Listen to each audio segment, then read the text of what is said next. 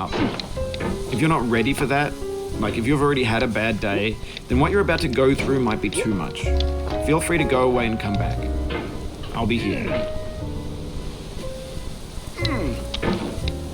Alright, thanks for coming with me on this trip.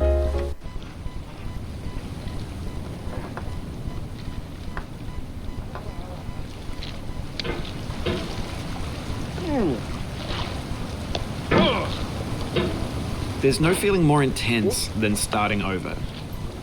If you deleted your homework the day before it was due, as I have, or if you left your wallet at home and you have to go back after spending an hour in the commute. If you won some money at the casino and then put all your winnings on red but it came up black. If you got your best shirt dry cleaned before a wedding and then immediately dropped food on it. If you won an argument with a friend and then later discovered that they just returned to their original view.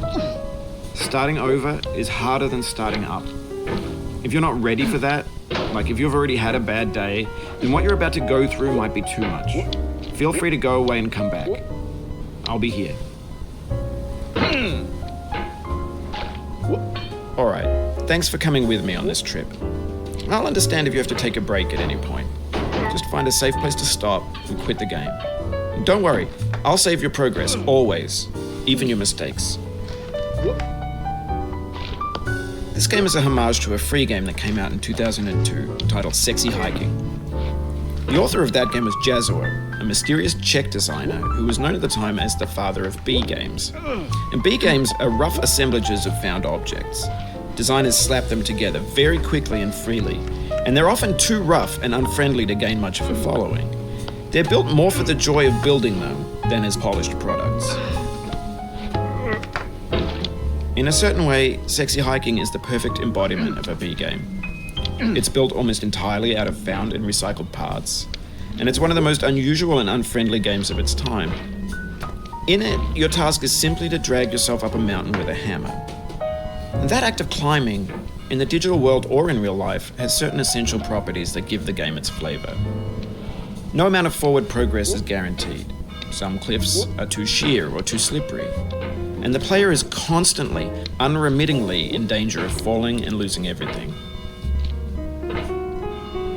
Anyway, when you start Sexy Hiking, you're standing next to this dead tree that blocks the way to the entire rest of the game.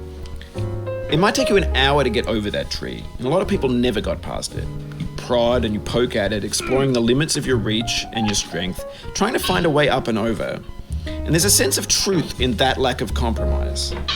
Most obstacles in video game worlds are fake. You can be completely confident in your ability to get through them once you have the correct method or the correct equipment or just by spending enough time.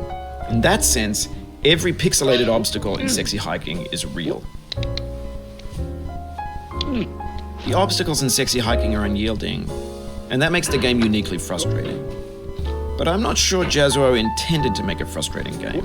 The frustration is just essential to the act of climbing, and it's authentic to the process of building a game about climbing.